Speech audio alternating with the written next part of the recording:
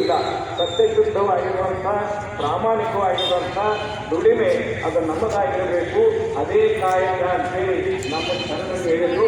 ಮತ್ತು ಯಾವ ಈಗ ಸತ್ಯಶುದ್ಧವಾಗಿರುವಂಥ ಪ್ರಾಮಾಣಿಕವಾಗಿರುವಂಥ ಕಾಯಕವನ್ನು ಮಾಡ್ತಾರೆ ಅವರೇ ನಿಜವಾದ ಭಕ್ತರು. ಭಗವಂತನ ಮದುವೆ ಅಂತ ವ್ಯಕ್ತಿಗಳಿಗೆ ಮಾತ್ರ ಅನ್ನೋದನ್ನ ನಮ್ಮ ಶರಣರು ಪ್ರಾರಂಭಿಸುತ್ತಾರೆ. ಓಂ ಶ್ರೀ ಗುರು ಬಸವಲಿಂಗಾಯ ನಮಃ ಅಂದರೆ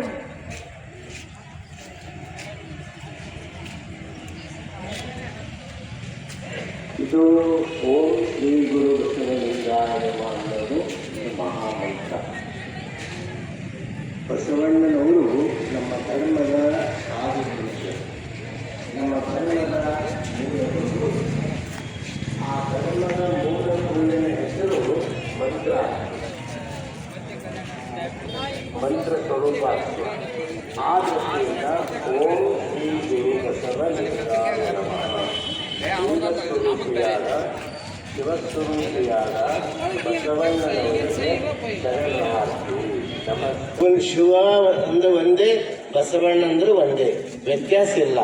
ಬೀಜದಲ್ಲಿ ಅಂಕುರವಿರುವುದು, ಅಂಕುರದೊಳಗೆ ಬೀಜವಿರುವುದು.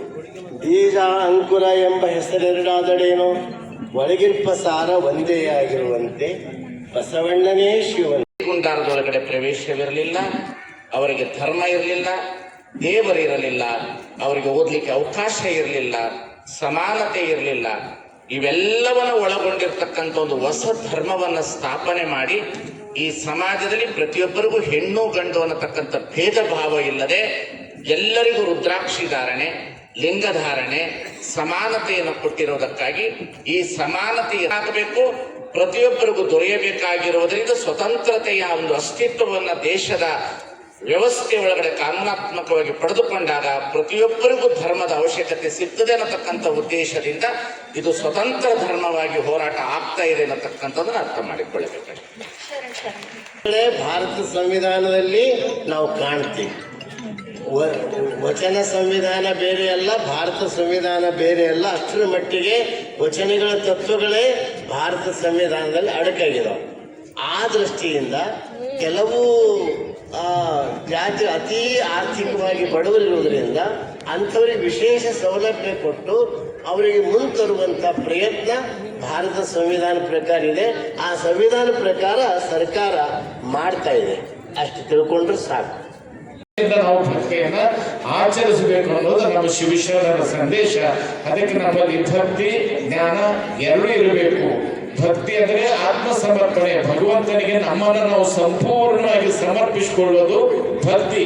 ಅದರಲ್ಲಿ ಜ್ಞಾನ ಇರಬೇಕು. ಯಾಕಂದ್ರೆ ಭಗವಂತನಿಗೆ ನಮ್ಮನ್ನು ನಾವು ಸಮರ್ಪಿಸಿಕೊಳ್ಬೇಕು ಅನ್ನುವಂಥ ಅರಿವು ಕೂಡ ಅದರಲ್ಲಿ ಇರಬೇಕಾಗ್ತದೆ.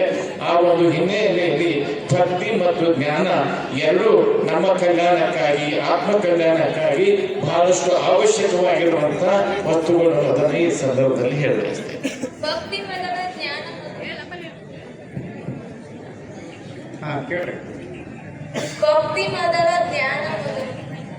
ಭಕ್ತಿ ಮೊದಲು ಜ್ಞಾನ ಮೊದಲು.